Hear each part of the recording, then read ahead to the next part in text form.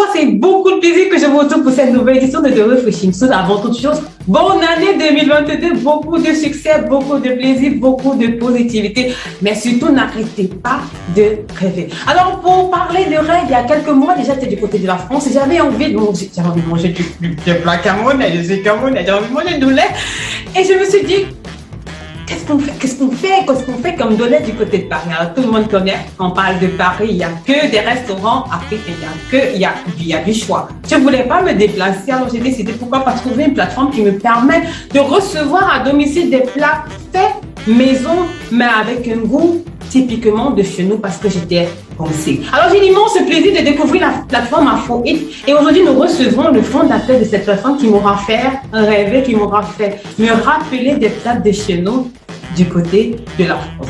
Vous êtes sur The Refreshing Souls, la plateforme de l'entrepreneur africain. Aujourd'hui, nous recevons Trésor Mompit et ça fait beaucoup de plaisir que je reçois cet homme de talent.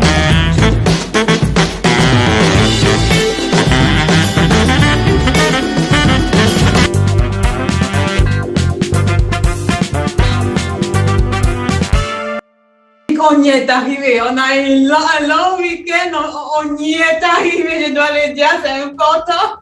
Je pense que voilà, c'est compliqué, mais nous avons pu trouver quand même du temps pour nous permettre de réaliser cette émission. Merci à vous. Alors, je tiens à vous dire merci d'avoir accepté de partager ce moment dans notre compagnie, mais surtout d'avoir accepté d'inspirer d'autres jeunes qui aimeraient justement se lancer dans l'entrepreneuriat. Je suis certaine que vous partagez la même vision de Refreshing Souls qui serait de proposer des icônes comme ça, de proposer des images, des personnes comme ça pour qu'ils puissent inspirer les plus jeunes, pour qu'ils puissent inspirer les jeunes Africains, que c'est au travers de l'entrepreneuriat que l'Afrique reprendra la route juste. Oui, bien évidemment, nous sommes là pour promouvoir surtout le savoir-faire africain parce que au-delà de tout ce que les autres peuvent penser, nous voulons aussi démontrer que l'Afrique a quelque chose à montrer et qu'on sait aussi faire comme les autres. Merci, en tout cas, merci mille fois d'avoir accepté de vous poser en cette magnifique soirée à notre compagnie. Je tiens à rappeler, ça n'a pas été facile, mais on y est arrivé. Oui, ça n'a vraiment pas été facile, mais bon, je pense que nous y sommes. Alors, on va commencer. Moi, j'étais sur Paris il y a quelques mois. Je tiens à raconter cette histoire parce que moi, j'ai été touchée de recevoir à domicile un bon plat. Je dis un bon plat de dolé. J'étais choquée. Alors, j'ai tellement été intéressée, j'ai énormément été intéressée par ce concept-là. J'ai énormément été touchée d'avoir la possibilité de recevoir les mets traditionnels de chez moi, les mets de chez nous en réalité, à domicile, que je me suis dit, mais qui est derrière cette idée-là? Comment il a pu penser à nous reproduire ça ici du côté de la diaspora? C'est la raison pour laquelle j'ai tenu à vous inviter aujourd'hui pour que vous puissiez nous raconter votre histoire. Alors, qui est Trésor Mompit? Trésor Mompit, je suis un jeune africain, camerounais précisément. Voilà, je suis entrepreneur. Je vis en France depuis 10 ans maintenant et je travaille dans beaucoup d'autres domaines à part le secteur de la livraison, comme vous le voyez avec AfroEat. Mais à la base, parce que je sais qu'il y a un dicton qui dit « on ne naît pas entrepreneur, on le devient ». Donc, vous voulez me dire de cette façon que vous êtes né entrepreneur, vous aviez dans la plus tendre enfance l'esprit d'entrepreneuriat ou bien c'est venu avec le temps? Quel est votre parcours déjà quand vous êtes au Cameroun, quand vous êtes plus jeune? Est-ce que vous pensez déjà à l'entrepreneuriat comme une voie pour vous? Oui, je viens d'une famille d'entrepreneurs. Ma mère qui est une grande commerçante depuis avant que je ne sois né et qui faisait la ligne. Ma maman fait partie des premières femmes qui ont initié la ligne de Cotonou Douala par la route et ramenait beaucoup de femmes par là. Et mon père était commerçant au marché central de Douala. Donc, si vous connaissez bien le marché central de Douala, mon père fait partie des premiers, des premières coopératives qui ont intégré ce marché central à Douala. Et à quel moment, justement, lorsque vous parlez du marché central, je me rappelle encore, j'ai encore un souvenir. Et ça reste, je dis, c'est ancré en moi, j'ai encore un souvenir. En fait, ce grand marché magnifique, pour moi, c'est le plus beau marché du monde. Je suis camerounaise, 237 représentée. J'ai encore un souvenir, en fait, de marché central, en fait, avec tellement de boutiques. Mais à votre âge, est-ce que vous commencez à vous insérer dans la vie active? Est-ce que vous commencez à vous insérer, à avoir dans votre ADN, la volonté de devenir indépendant, déjà tout jeune, ou bien c'est une chose qui arrive quand vous dépassez l'adolescence, ou bien quand vous grandissez, ou bien quand vous décidez de comprendre vraiment qu'est-ce que c'est qu'être indépendant financièrement? En grandissant, mes parents m'ont fait toujours comprendre que voilà, il fallait se battre pour ce qu'on voulait avoir. Je viens d'une famille modeste. Mon père, qui est arrivé à Douala dans les années 84, 83, il s'est lancé dans la vie et la vie n'a pas toujours été facile pour lui aussi. Et après, quand je suis arrivé au monde, il m'a toujours fait savoir que rien n'était facile. Pour que j'obtienne quelque chose, il fallait que je travaille. Donc, moi, en grandissant, je savais qu'il fallait chercher de l'argent. J'étais quelqu'un qui allait au marché central déjà les week-ends, les vendredis soirs, travailler pour que le lundi, je puisse avoir de l'argent. Peut-être aussi, on avait un endroit au marché central de Douala qu'on appelait Nkouloulou, qui était un endroit où on vendait toutes les belles baskets, les plus belles baskets qui sortaient des États-Unis et tout. Donc, c'est là-bas que nous, on allait se ravitailler. Et pour avoir des belles baskets le lundi au lycée, il fallait travailler. Donc, mes parents m'ont dit, si tu veux avoir de l'argent, il faut travailler. Donc, très jeune, j'allais au marché, je travaillais, j'étais déjà dans l'entrepreneuriat. J'allais aider ma mère, j'allais aider mon papa, je ramenais du poisson sur la tête pour vendre dans le marché. Et j'ai grandi dans ce monde-là. En fait, vous avez été moulé, façonné, transformé pour devenir entrepreneur à Laval. Et Trésor Montpitt à 20 ans, qu'est-ce que c'était? À 20 ans, j'étais déjà un homme d'affaires. J'étais dans les Émirats Arabes Unis dans les années 2008, 2007, 2006, parce que j'avais la première société africaine aux Émirats Arabes qui faisait dans l'import-export. Ça avait des femmes qui étaient au Cameroun qui n'avaient pas la possibilité de venir, par exemple, à Dubaï ou bien parce que ce n'était pas encore ouvert comme aujourd'hui, il n'y avait pas encore Internet et tout. Donc, il y avait ces femmes qui venaient, qui ne savaient pas comment faire acheminer leurs colis au Cameroun. Donc, j'avais mis sur pied une société de transit qui faisait dans le groupage et qui envoyait des colis au Cameroun, les vêtements, les voitures, les climatiseurs, les carreaux, les sanitaires surtout, pour ceux qui étaient en construction ou bien pour ceux qui voulaient avoir de nouvelles voitures. Donc, on avait déjà cette société sur pied à Dubaï et puis voilà, c'est comme ça que voilà, j'ai passé... Et puis quelques années après, vous décidez de vous rendre en Italie. À quel moment vous vous rendez compte que justement, la voie que vous preniez du côté de l'Italie n'était pas la voie juste et que vous allez en France?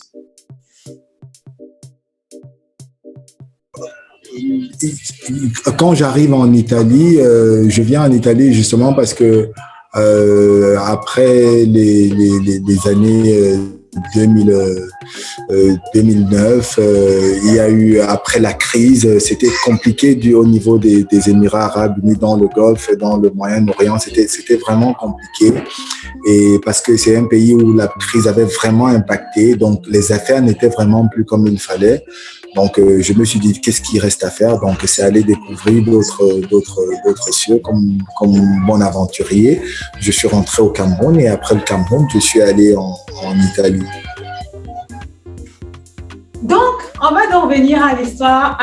On va voyager. On a voyagé, on est arrivé en Italie et puis quelques années plus tard, on se retrouve en France. Donc, vous faites le droit, vous faites votre droit à la Sorbonne. À quel moment vous décidez?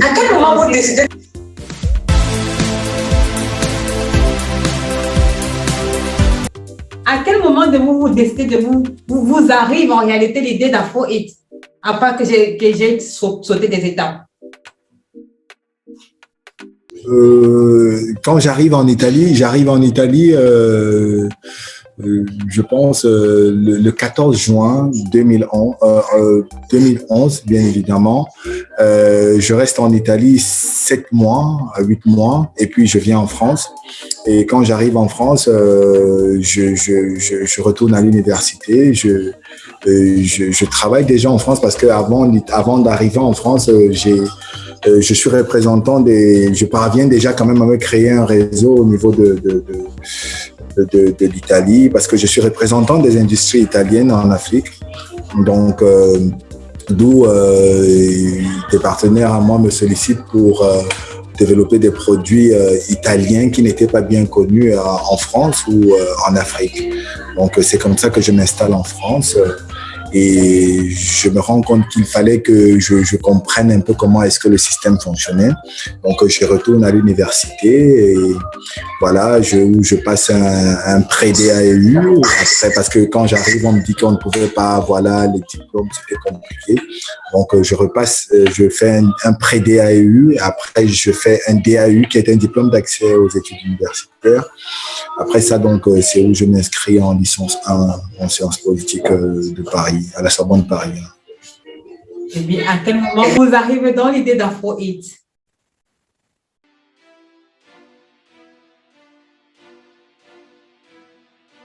L'histoire, la vraie histoire. Ne nous dites pas, non, je refuse que vous me dites. Non, en fait, c'est que je me suis assise dans mon salon et j'ai découvert qu'il fallait cuisiner et non. Je veux la vraie histoire derrière Afro-Hit. En fait, qu'est-ce qui s'est passé?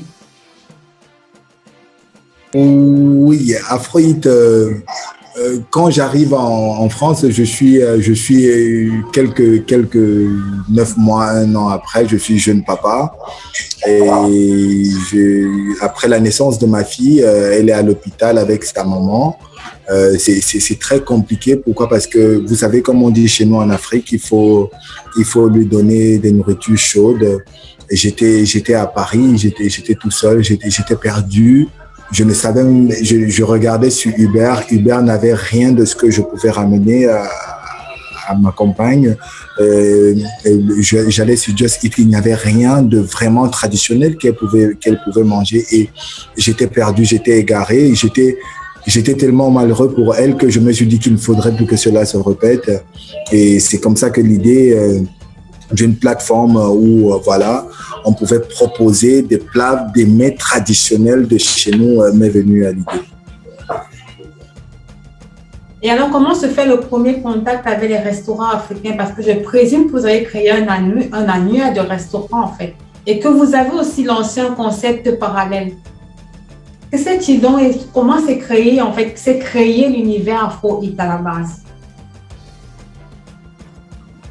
L'univers Afro-Hit s'est créé tout naturellement, hein, après avoir identifié le besoin. Nous avons pensé, voilà, nous avons pensé l'offre. Nous avons pensé comment est-ce qu'il fallait concevoir l'offre. Cela passait déjà par voir qu'est-ce qu'on aimait, comment est-ce qu'on pouvait faire pour être différent, sur quelle niche est-ce qu'on allait se positionner. Donc, vu que le marché est un marché où il n'y a que des gros, on s'est dit, bon, voilà, il fallait qu'on essaye de mettre sur pied quelque chose qui allait nous permettre d'être unique et être sur une niche où personne ne va calculer, en fait. Donc, c'est comme ça qu'on commence d'abord avec Afro-Hit, qui était la plateforme de livraison de repas africains mettant en relation les clients et les restaurants de choix. Donc, quand la COVID arrive, on ferme les restaurants, tout est fermé. On avait déjà les applications, on avait tout, il y avait les livreurs et tout. On se dit, bon, maintenant, qu'est-ce qu'on va faire? Et c'est d'où on intègre maintenant les particuliers et les particuliers qui sont, comme vous le voyez sur nos plateformes, les Afro-Mamas, qui sont des femmes en fait qui sont passionnées de cuisine, parce qu'il faut le dire, il faut le préciser, ce sont des femmes africaines qui sont passionnées de cuisine. Ce sont des mamans qui sont chez elles, qui font des plats comme à la maison avec toutes l'attention que cela mérite. Et puis voilà, et elle nous propose ces petits plats avec beaucoup d'amour et d'attention.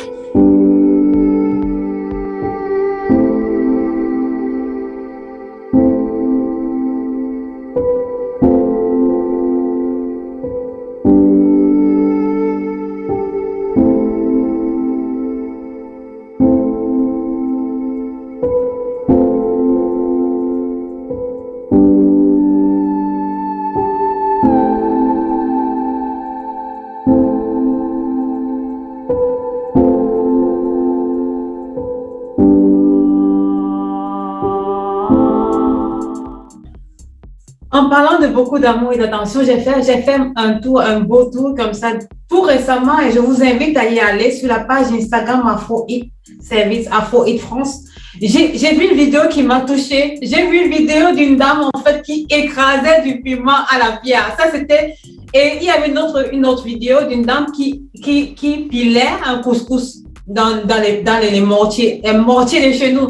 J'ai tellement été touchée parce que je me suis retrouvée chez moi quand j'ai eu l'impression de voyager, de rentrer dans ce côté traditionnel de chez nous qu'on avait l'habitude de voir, avec lequel on avait pratiquement un espace où on a grandi. Je pense Afro-Hit, c'est la représentation même de notre culture ramenée ici. C'est nos mamans qui cuisinent de la manière la plus traditionnelle que ce soit. Et c'est juste magnifique. Je vous invite à y aller. Je vous invite à justement aller sur cette page-là et à vivre l'expérience Afro-Hit. Comment on fait pour contacter le service client d'Afro-Hit?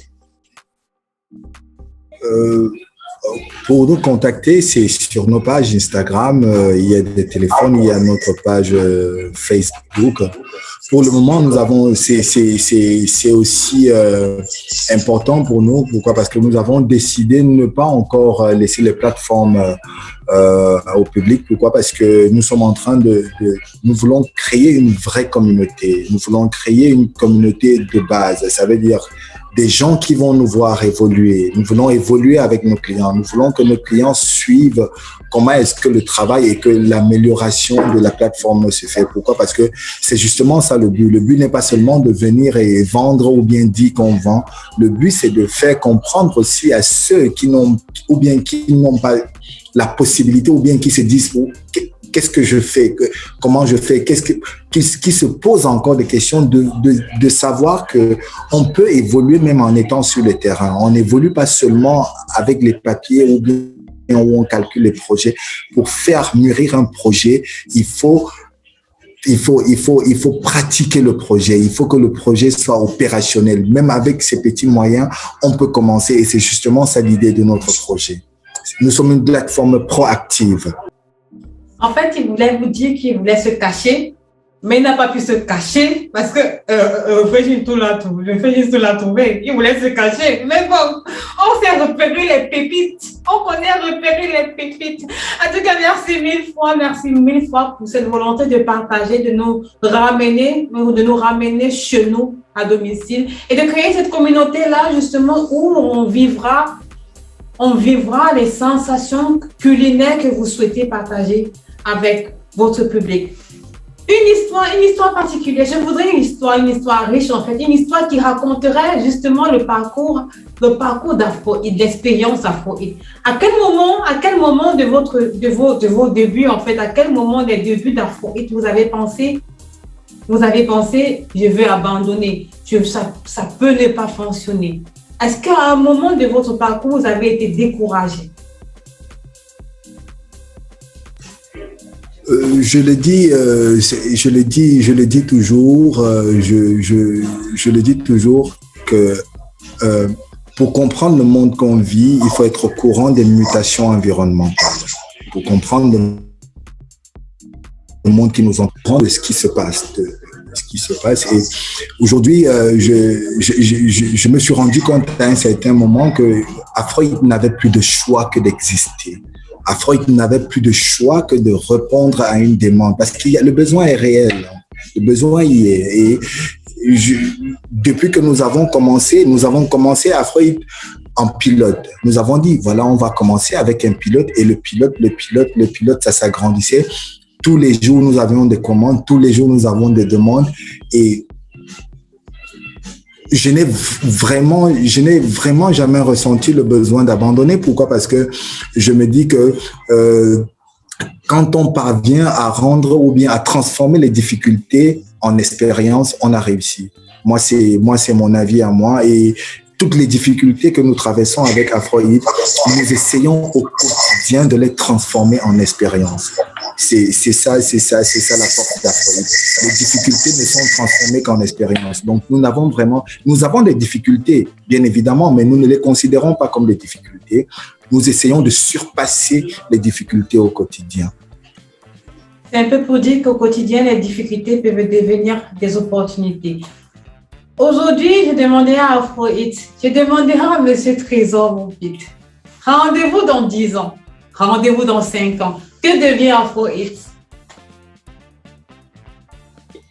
Oh, dans 5 ans, je dirais c'est trop loin. On va déjà aller pas à pas. Je pense que dans 1 an déjà, Afrohit sera quand même bien installé dans Paris et quelques villes proches de Paris. C'est déjà ça le cap. Et dans 2-3 ans, pourquoi pas 1 ou 2 fast-food ou 3, même en Afrique, bien évidemment, surtout au Cameroun, parce que nous avons déjà commencé à faire un Afrohit à Yaoundé. Et puis, pourquoi pas en Côte d'Ivoire, pourquoi pas au Rwanda. Ce sont des endroits où nous avons une réelle vision des choses dans les années à venir. Je suis, lorsque vous avez dit Yaoundé, on est au Cameroun, c'est 237. Comment le 200? Comment? Non. Voilà. Je vous dis merci mille fois. Avant de vous laisser, en fait, avant qu'on ne se sépare, j'aimerais vous demander si aujourd'hui il fallait recommencer à zéro.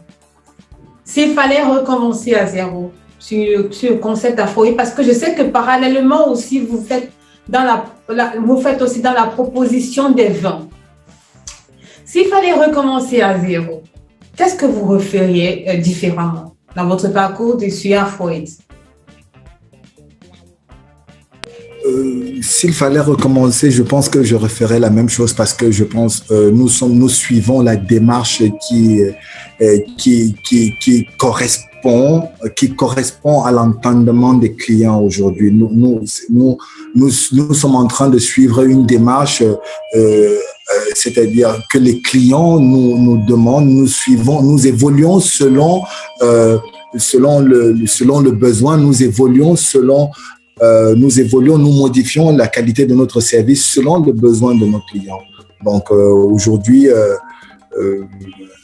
on essaie d'évoluer avec nos moyens, on essaie d'évoluer comme on peut et je pense que d'ici là, voilà, tout sera au mieux. Et s'il fallait donner des conseils, 5 conseils que vous donneriez à un jeune entrepreneur qui veut suivre sa route, qui veut aussi laisser une hérédité, un héritage aux prochaines générations, que serait-il?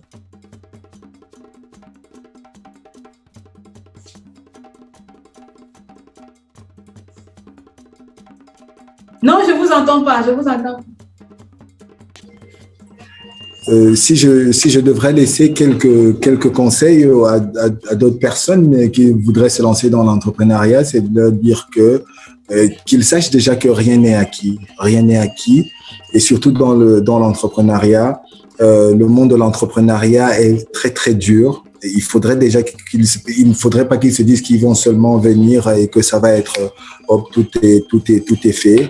C'est très dur, mais la chance que nous avons, surtout nous les Africains, surtout nous les jeunes Africains, c'est que nous avons l'entrepreneuriat. L'Afrique, nous n'évoluerons l'Afrique et nous-mêmes la jeunesse africaine qu'avec l'entrepreneuriat. Et je pense que c'est une chance pour nous, c'est une chance pour la jeunesse africaine. Pourquoi? Parce que nous sommes en majorité âgés de moins de 35 ans. Donc, il y a beaucoup de possibilités. Je pense que ceux qui veulent se lancer, lancez-vous, rêvez grand, quel que soit le moyen que vous avez.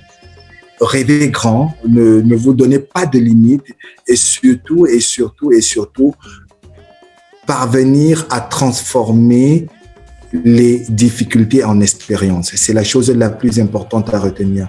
Quand vous parvenez à transformer les difficultés en expérience, vous avez tout réussi. C'est ces mots, ça, de ces paroles d'un challenger, ces paroles d'un homme qui aura su surpasser justement comme ça les difficultés, comme il le disait tantôt, en expérience, en opportunité, qu'on terminera cette belle édition de The Refreshing Soul. À vous, Monsieur Trésor Mampouy, je vous dis merci d'avoir accepté de vous relancer dans cette aventure qui n'aura pas été de tout repos, je dirais. Merci mille fois pour votre partage de connaissances, d'expérience, votre temps, surtout votre support. Merci d'avoir partagé votre parcours avec nous. On espère qu'il, on va dire, inspirera autant de personnes que possible parce que moi, je suis inspirée. Mon équipe a été inspirée par votre parcours et nous espérons vous revoir très bientôt. C'est nous qui vous disons merci. Merci pour l'opportunité déjà que vous nous offrez et tout en espérant que voilà, cette émission permettra aussi à ceux qui rêvent encore de passer à l'acte et voilà, et de se dire que si tel a fait, pourquoi moi est-ce que je ne ferai pas? Donc, merci à vous. Merci pour votre initiative.